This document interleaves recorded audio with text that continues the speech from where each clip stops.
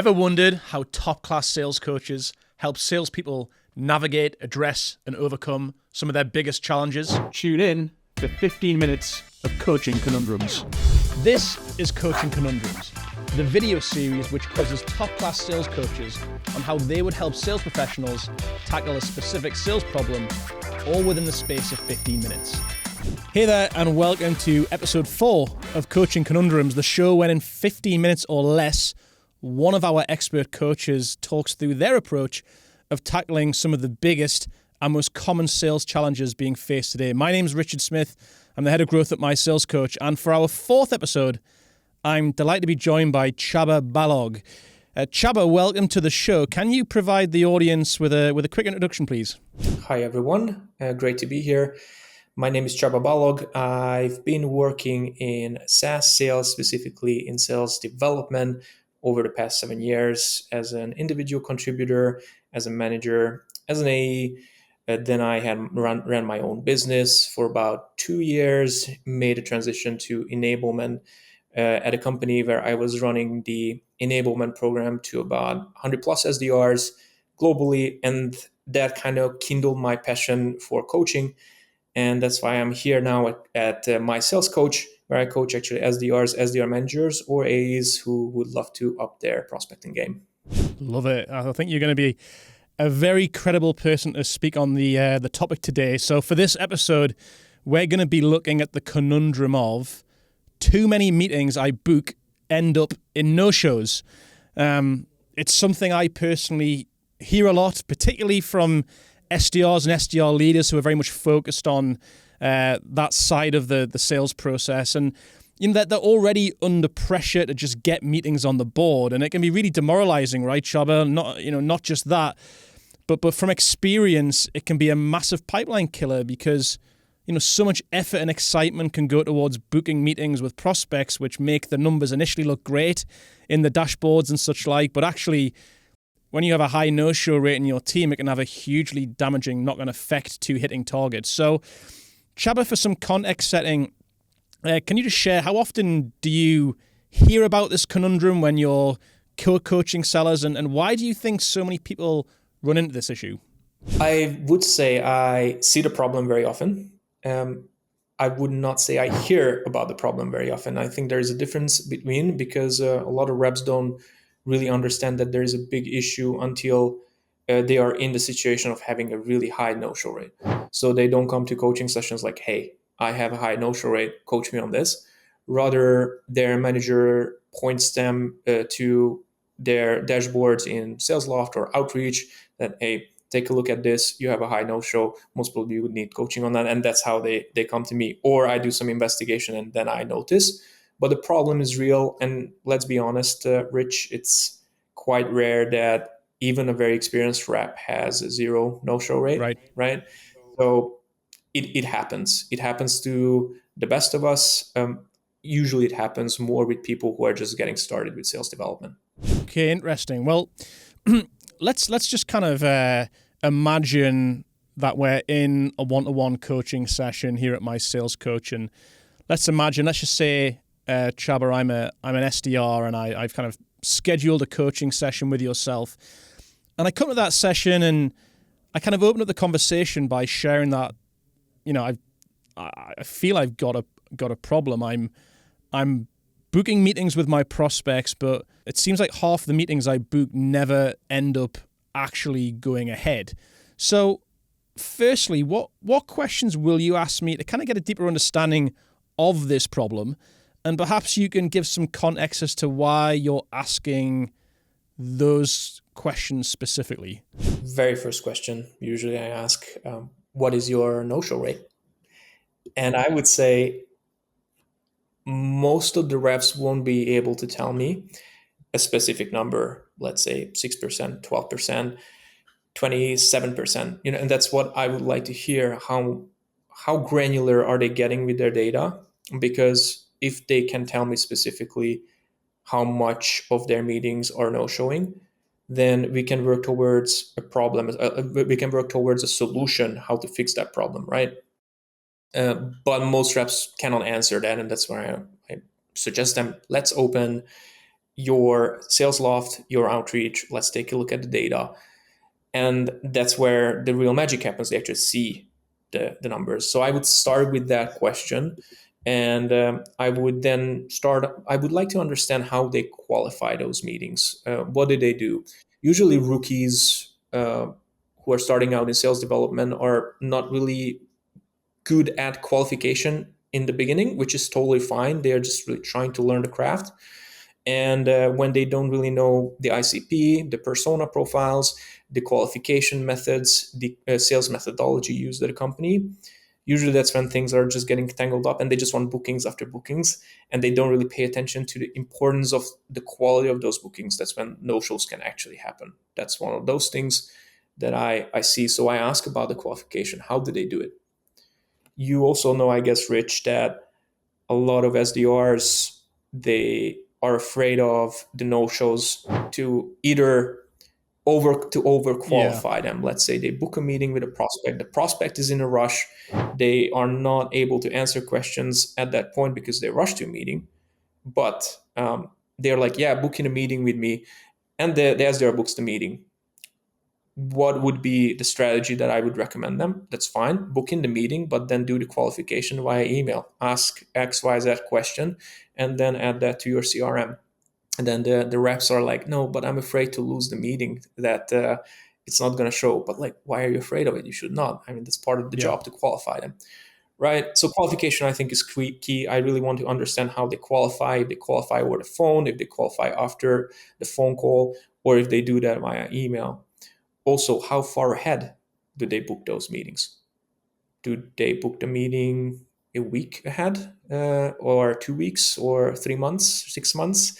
I've heard many different scenarios, and I would say that's just my personal preference, not to book ahead more than maybe 2 weeks, 3 weeks, definitely not more than a month. A lot of people suggest 5 days is the max, 5 working days is the max that you should give the prospect. But when it's a summer period, when it's vacation time in the winter, Christmas, maybe it can be different, right? So that's another thing that I ask about. What kind of automations do they use? Do SDRs use, for example, notifications, enable notifications? The Google Calendar is going to remind the prospect that the meeting is happening. Do they set it up in their sales engagement tool? How does the handover take place? Do they actually introduce the prospect to the AE when the meeting is booked? Or if they are on the phone, do they confirm with the prospect, hey, can you please make sure that you accept the invite and show up for the meeting? Because if you don't, my colleagues are going to be waiting for you in the meeting room. So these are the type of questions I want to understand first, because there are many scenarios why no-shows can happen. Sometimes it's all of these, sometimes it's not. But also, one last thing I want to add is managers setting the right expectations with no-shows, and no-shows actually happening. So the rep does one part of the job, but expectation setting on the management side is another. The reps should be calculating their no-shows into their quota. So let's say if I need to book, like, complete 10 sales qualified leads a month, meaning I have a 10% no-show rate, I need to actually get 11 meetings to get to my 10. And they don't really do that math, meaning that they can miss quota even just by one meeting because they did not take that one no-show meeting into consideration, right? So that is, I think, a big miss on management side, that they are not looking into the numbers of reps. They're not setting the expectations. And also, if there is like a big problem, like 30% no-show rate, that is a big issue. What is behind that? And you need serious investigation. Yeah, no, I love that. Lots of gold there of kind of like diagnosing the issue. And I think that's such a pertinent point around, hey, no-shows happen. It's not, it doesn't matter how good you are, they happen. But the key thing is that not enough sales leaders are actually factoring in that consideration that no-shows will happen, and they're not figuring that into how many meetings you need to actually schedule to hit your number of meetings actually going ahead. So that's a really valid point. Okay, so let's imagine then you've asked me some questions, and let's imagine that I actually reveal when we dig into my sales engagement platform and my numbers, as you mentioned, Csaba, and my no-show rate is actually startlingly high. Like, let's just say half of the meetings that I schedule end up never happening at all. And we figure out that I'm booking meetings a lot of the time, like 3 or 4 weeks into the future, and there's possibly some issues with how I qualify my prospects. So based on that information, what would be your next steps that you would take with me to help me understand how I go about addressing those specific issues? I would say start small. So set expectations for yourself instead of trying to fix your 50% no-show rate or reduce it to 10%. Try to reduce it to 40, 30% first, and do a step-by-step, because it can get really overwhelming for you.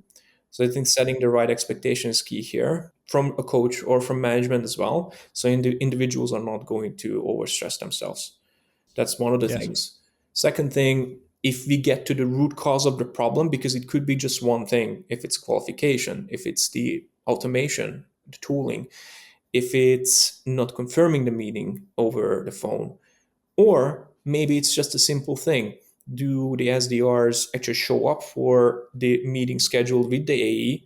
So if the prospect is a no-show, in the first minute or second minute of the meeting, they can pick up the phone and still dial them, and they are maybe going to show up because, oh, sorry, I was just running into another meeting, or I was grabbing a coffee, and yeah, I'm going to be there. So if these small things are done, maybe we can fix the issue straight away. But if not, we need to reduce it step by step. And I can tell you, Rich, that I struggled with that issue as a rep. I did not know that the problem was real. And my manager pointed it out to me that, hey, you have a high no-show rate. I still remember that no-show rate was over 15%, which I would say what I've seen after training hundreds of reps, I don't think that is very high, but to that standard in that team, it was high. And what my manager told me, like, let's try to reduce it as much as possible. And my first goal was the 10%. Let's get to 10. Okay, when I got that, I want to reduce it to 5. And then I got to reduce it actually under 5%. The best I got was 3% no-show rate. And I was like, wow, super happy that month. I still remember that I really set an expectation target for myself to do this as best as I can with the handover, with automation and everything. And then obviously my qualification also improved, because I understood the better I spot a high quality lead and the better I treat them, the more likely they are going to actually show up for the meeting and most probably convert to an opportunity. And maybe just kind of digging into that aspect of like meetings getting booked so far out, why do you think reps do that? Why do you think they don't try and get the meetings to take place sooner, and their natural instinct is to accept meetings to be booked 3 weeks, 4 weeks out in the future? I believe it gives them a little bit of confidence that if the meeting is booked, it doesn't matter when it's booked, but it's booked. But let's be honest, It's a vanity metric if it's booked 2 months ahead and the prospect won't remember at all who we are and what we do. So I would say that's why it kind of plays with your confidence level that, I still get to book it. In reality, though, maybe it's not going to be as good. I can tell you one story that I had a rep called me and I was really busy. I was pushing back constantly on the rep booking a meeting with me that very week. It was a Wednesday, cold call me and wanted to book a meeting on Friday. I was like, hey, sorry, like I can't handle this. I have various projects that I'm dealing with. And the rep told me like, yeah, I understand, but my AE is on vacation next week. Can you please do this? And I just started laughing. I love that story. And I really could associate to the pain. And I was like, yeah, I told her, sure, okay, book me in. I only can do 15 minutes though. And then we are going to pick up from there with your AE. So you can do it even with very busy people. The question is, how much are you willing to yield, and how much are you willing to push if they are giving you objections? Because this is a little bit of a pushy type of objection where you have to stand your ground. Yeah. And okay, great. So let's imagine that we've gone through how I can do a better job of qualifying my meetings. Let's imagine we've talked about how I could focus more on getting the meetings scheduled in, more in the near future versus going for 3 weeks out. What's your kind of approach for getting me to commit to actually implementing those things, not just walking away from the coaching session and just going back to the way I've always done it? And how do you actually measure whether I'm making progress on those things too? It's a very good one, because I think a simple answer to that question is they understand that's their job, right? They are paid their commission on the qualified meetings they book, meaning that the most complete, the more they're paid, and that's what they have to do. So I think that's clear, but rather what motivates them to improve those skills, that's another thing. What do they want to achieve long term? And what they usually want to achieve, what SDRs want to achieve, is becoming AEs. And if you want to become a good AE, you need to qualify well, and you need to get as much of your time as much of your time as possible. You don't have as much time for prospecting as you would as an SDR, meaning in less time, you have to book more meetings that are very possibly going to convert into a client. And out of 5 meetings, most probably all of them need to complete, right? So the better hold rates you're having, the more likely you are going to actually you are going to have a very good future. You're going to have a bright future as an AE. And that is a motivation for them. Yes. Also, what are we afraid of as it's not only as sales professionals, but human beings, is shame. The more no-shows you are booking, the more likelihood you are going to kind of build this brand internally of yourself that the meetings you are generating is maybe not the highest quality. These are the motivations usually people pay much more attention to than actually being paid out on commission. Love it. That was amazing. I'm just going to frame up, Csaba, some of my biggest takeaways from some of the things that I've heard today. So, I think the first thing is actually a lot of sales reps may not necessarily know the extent of the problem that they've got with this. They may actually have a warped view of actually that they're doing all right. So always start by looking at the data is the big thing that I took from there. When you see the data, you see the reality, and that can be often the first thing to really acknowledge the size of the problem that you have. Second thing is, yes, qualification is often a big reason why meetings don't hold, but actually the how far ahead the meetings are booked is often one of the biggest reasons why meetings don't show. The other thing that I took away from the conversation today was when looking to address this issue, if it's identified that the sales rep has a significant issue with no-shows, don't try and solve the problem completely overnight. It can feel overwhelming, and start by putting mini steps in place to reduce the no-show. So if you're at a 50% no-show rate, look at how can you get that down to 40. It's a great way of coaching someone, making someone feel like they're making progress, but not making it feel like they're overwhelmed by the task at hand. And then the final thing, which I really kind of hit a note from me, is this concept of a lot of salespeople, the thing that's going to make them actually change and put things right is them acknowledging that they need to hold a strong reputation and a strong brand in the company. And that if you are recognized for having a terrible show rate, for booking bad meetings, that can have a negative impact on how you're perceived in the business, with how you progress, how you get promoted. And sometimes getting into under the skin of people feeling that that reputation is really important to them can often reveal that's actually more important than the money that they would make on commission from good meetings going ahead. So I thought it was a really valid point. So that was a really insightful episode. I'd like to thank Csaba for taking us through that. As always, stay tuned for more upcoming Coaching Conundrum episodes where you will get insight into how we here at MySalesCoach can coach sales professionals through some of their biggest sales challenges. But for now, it's goodbye from me and goodbye from Csaba.